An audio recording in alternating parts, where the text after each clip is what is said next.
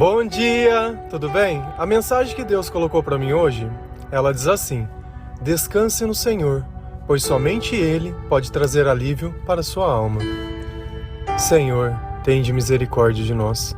Perdoa, Pai, todos os nossos pecados, livra-nos de todo mal, nos afasta de tudo aquilo que não vem de Ti. Nós agradecemos, Senhor, por mais esse dia, pelo alimento, pelas vestes, pela Sua presença. Aceita, Senhor, essa nossa oração, esse nosso louvor, pois nós Te amamos, bendizemos, adoramos. Somente Tu é o nosso Deus e em Ti confiamos. O que é descansar? Todas as vezes que nós ficamos acordados por muito tempo, no final do dia nós sentimos um peso sobre os nossos ombros, sobre o nosso corpo, uma vontade de ficar quietinho, uma vontade de deitar. E dessa forma, nós apagamos. Às vezes sonhamos, às vezes não. Às vezes conseguimos relaxar, outras vezes não. Mas quem conseguiria ficar acordado para sempre? Quem conseguiria viver sem ter um descanso? Mas eu não sei se você sabe que a nossa alma também ela precisa descansar. E ela só descansa no Senhor, através da oração, através da fé, através de Jesus Cristo. Por isso que diversas vezes nós usamos a palavra: nossa, eu estou tão cansado disso. Por quê? Porque quando a gente não tem sabedoria, não tem o lado espiritual para trazer aquele alívio, para trazer aquele aconchego mesmo dentro de nós, nós acabamos por simplesmente não ter mais paciência. Perdemos a esperança. Se a gente ir lá em Mateus 11, versículo 28 e 29, a palavra do Senhor ela diz assim: venham a mim todos os que estão cansados e sobrecarregados, e eu darei descanso a vocês. Tomem sobre vocês o meu jugo e aprendam de mim, pois sou manso e humilde de coração, e vocês encontrarão descanso para as suas almas. Quem disse isso foi Jesus no Sermão da Montanha. E ele faz um convite a todas as pessoas que estão se sentindo assim, cansadas e sobrecarregadas. E ele deixou uma promessa muito clara: eu vou dar descanso a vocês. Deixa claro também que o jugo dele é tranquilo e que nós devemos aprender mais sobre ele. O que seria o jugo? De repente, a forma que você condena as pessoas. Deus ele não nos julga de forma parcial. Ele não vai fazer as coisas baseado no interesse dele, como nós fazemos muitas vezes. Quer um exemplo disso? Pega um amigo seu que ele fez 100 vezes alguma coisa certa e a última vez ele errou com você em alguma coisa. Pronto, é a pior pessoa do mundo. E nós somos assim. Esse é o nosso julgamento. Nossa memória ela é seletiva. Por quê? Porque ela só lembra do que interessa. Então, se alguém fizer tudo certo 100 vezes, uma que errar é o suficiente. E Jesus, ele não é desse jeito. O jugo dele é justo. E quando nós conhecemos mais sobre Jesus, nós aprendemos mais sobre o comportamento dele, a humildade de coração. Mesmo sendo Deus, não se fez como Deus. E o que seria isso? É você ter o poder e não usar o poder. Eu já falei sobre isso com vocês. Se você, que alguém te ama, pede alguma coisa pra você, você faz sem que ela precise te ameaçar. Por quê? Porque você tem respeito por essa pessoa, você tem consideração. Diferente de uma pessoa que, se ela quiser algo e você não tem consideração, ela de repente vai ter que te colocar medo, vai tentar te chantagear, e de repente você faça não porque você quer, mas porque você ficou com medo. Jesus ele nunca vai trabalhar dessa forma dentro da nossa vida. E quando nós descansamos no Senhor, a nossa vida ela começa a se completar.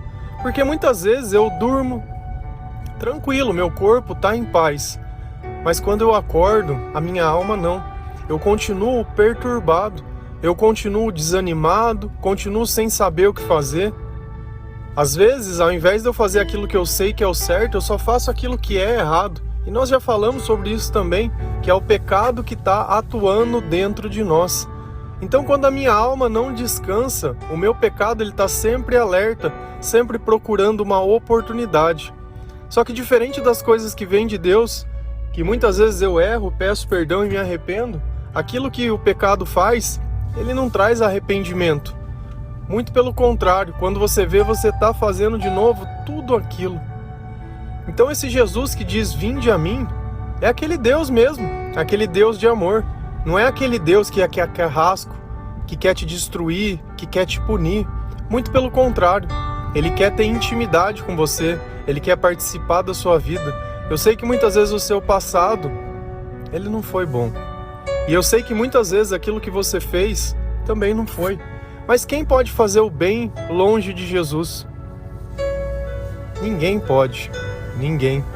E dentro da nossa vida, dentro das nossas escolhas e dentro dos nossos caminhos, só existe um que consegue caminhar conosco sem nos condenar.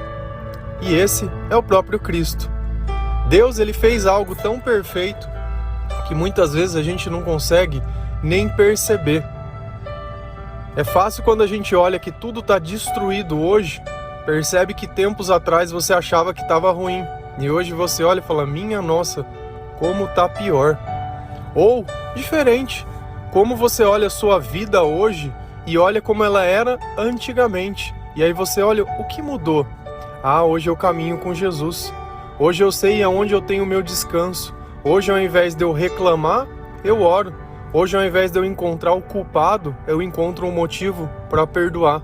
Hoje, dentro da minha rotina, eu coloco as coisas que são de Deus, dentro das minhas músicas, dentro do meu dia a dia. E essa forma que nós nos parecemos cada vez mais com Deus, melhor fica a nossa vida.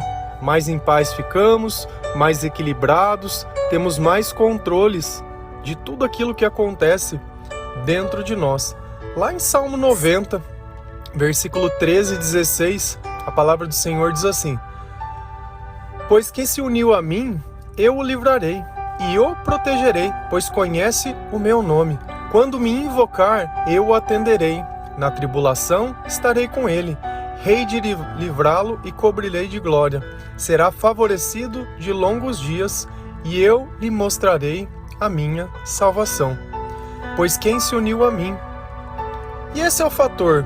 Se eu estou cansado, e Jesus disse, vinde a mim, o que eu estou fazendo? Eu estou me unindo a Ele. A partir do momento que eu me uno a Jesus, Ele me livra de quem? De mim mesmo. Ele me livra dos meus medos, dos meus receios, da minha falta de sabedoria. Ele me livra de tudo aquilo que limita, de tudo aquilo que não vem dele. E Ele começa a me proteger. Proteger muitas vezes daquelas amizades que não me levam para lugar nenhum. Proteger das pessoas que muitas vezes só querem me usar. E nós sabemos o nome de quem nos protege. Nós sabemos o nome de quem nos dá descanso, que é Jesus. Aqui tem uma coisa que eu acho fantástica, que nem sempre a gente tem um entendimento. Quando me invocar. O que é uma invocação? É um chamar. Como eu chamo, como eu invoco a oração. Só que vale qualquer oração? Não. Tem que ser uma oração feita com o coração. Senão seria meramente palavras. Se eu achasse que simplesmente o Pai Nosso fosse o suficiente para invocar o Espírito Santo, um ateu poderia, sem fé, simplesmente ler ele, do jeito que está na Bíblia, e Jesus viria. Então não precisa ter fé, eu não preciso acreditar, eu não preciso de nada. Então quando nós estamos no fundo do poço, quando nós não suportamos mais a nossa vida, quando o peso do mundo está sobre nós, e nós oramos e falamos, Senhor, eu não aguento mais. E eu reconheço que dentro da minha vida não existe o bem pelas coisas que eu faço, pelas mentiras que eu conto, por como eu me sinto sujo muitas vezes. E é esse Jesus que eu invoco através da minha oração, que Ele vem curando as minhas feridas, que Ele vem me dando entendimento, que Ele vem me trazer amor, que Ele é o alimento e o descanso da minha alma, é aquele que me protege do mal que está à minha volta. Quando a gente é mal, a gente não reconhece o mal. Essa é uma verdade que às vezes a gente nem percebe. E hoje a gente passou por uma pandemia, estamos no meio de uma guerra. Só que, como está longe de nós muitas vezes a guerra, como a pandemia já passou, né, como a consequência dela talvez nos outros países estejam distante demais, a gente nem percebe a graça que nós temos vivido. A gente nem percebe que Deus já começou a trabalhar bem antes no nosso país, não foi de agora. Só que é difícil muitas vezes eu reconhecer o bem, quando em mim só existe o mal. Talvez quando as coisas piorarem mais, como já piorou diversas vezes na sua vida, você consegue olhar para trás e achar, realmente, estava bom. Antes estava bem melhor e eu achava que estava ruim. E a gente sempre vai piorando as coisas. Quando você não souber o que fazer, faça o certo. Porque fazer mais do mesmo só vai trazer mais problema. Nós não somos referência de nada. A forma que nós tratamos as pessoas diz muito o nosso relacionamento com Deus. Jesus, ele nunca vai olhar para você e vai mentir. Jesus, ele não vai olhar a mão na sua e passar a mão na sua cabeça. Mas ele vai te dizer, olha, você está vendo isso? Não foi bom. Você está vendo o que aconteceu depois disso? Também não foi bom. Você entende por que eu falo para a gente fazer desse jeito? É para que essas outras coisas não aconteçam. E essa revelação se dá através do Espírito Santo. Nos nossos pensamentos, nós começamos a entender a nossa vida. Só que aquela velha vida, ela não vai se misturar com a nova.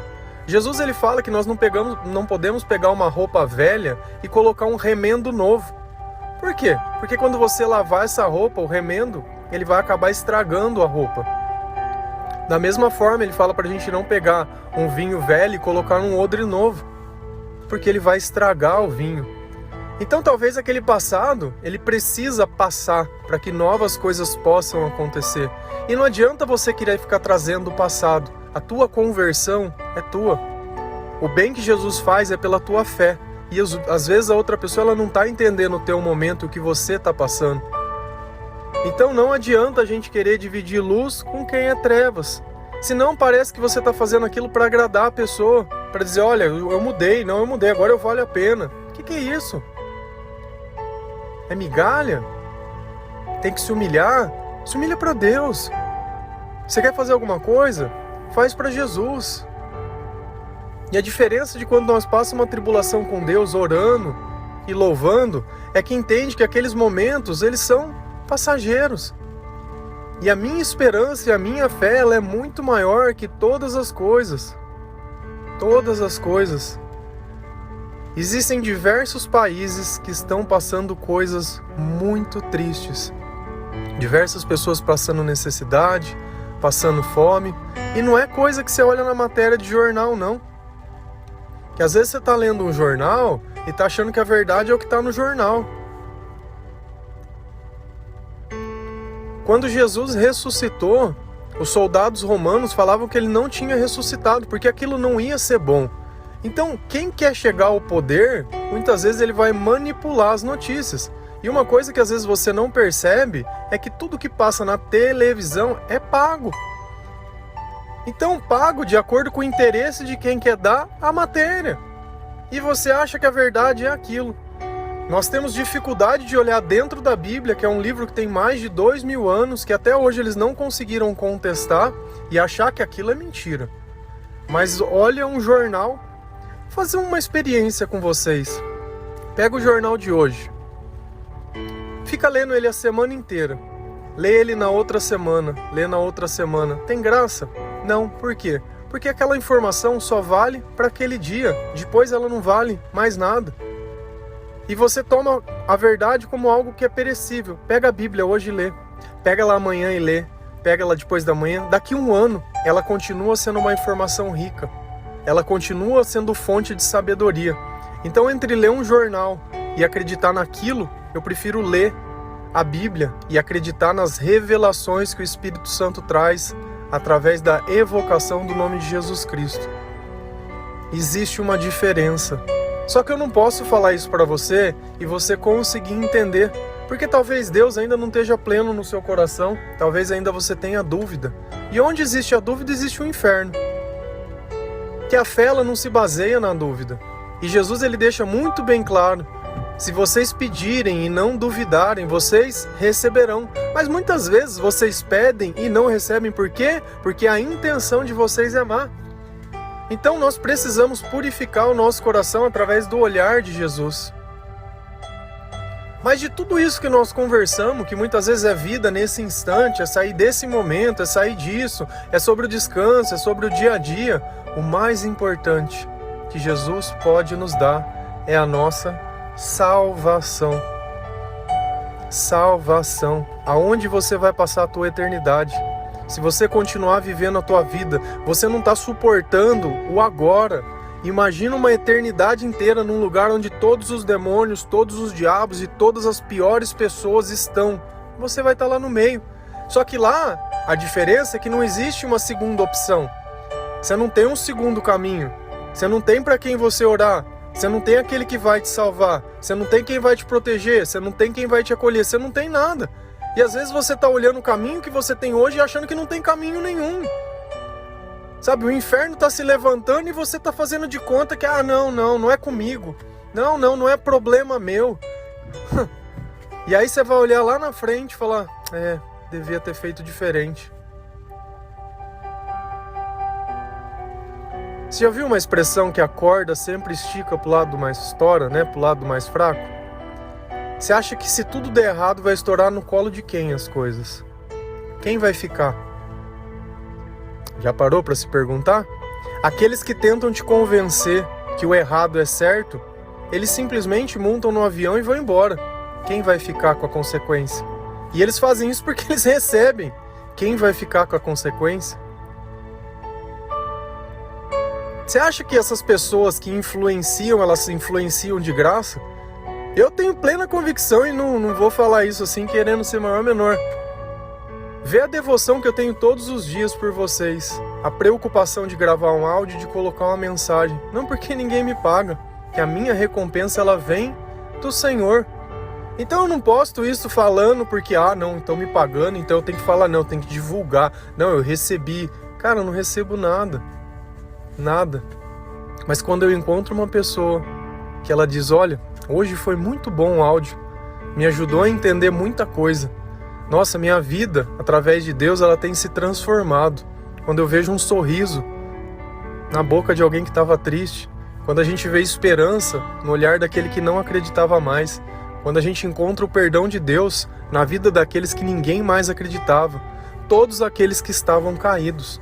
Como um dia eu fui um desses caídos, mas pela misericórdia de Deus, Ele me levantou. Então eu parei de olhar para trás e comecei a olhar para frente. Comecei a olhar para tudo aquilo que Deus estava me mostrando. No começo eu não achava que a salvação era importante, mas hoje eu entendo. Hoje eu entendo. Deus ele está nos preparando para uma jornada ainda maior. Ainda que nesse mundo você ache que pouco importa o que acontece, os teus filhos vão sofrer, as pessoas que você amou vão sofrer, aqueles que estão vão sofrer, porque você simplesmente não acredita. E eu queria, do fundo do meu coração, que você começasse a ler a Bíblia e começasse a entender tudo que o povo de Deus já passou e a razão que ele passou cada uma daquelas coisas e todo o sofrimento e toda a escravidão e toda a humilhação. E você, simplesmente hoje que está tudo bem, não acredita nisso. O milagre ele começou um pouco antes e ele pode continuar ou ele pode terminar. Depende de quem você vai acreditar. É na palavra de Deus ou no jornal. E aí você faz uma escolha. Pega o jornal e fica lendo ele todo dia. Vê se ele vai edificar a tua vida. Pega a palavra de Deus e lê todos os dias e vê se ele edifica a sua vida. Amém?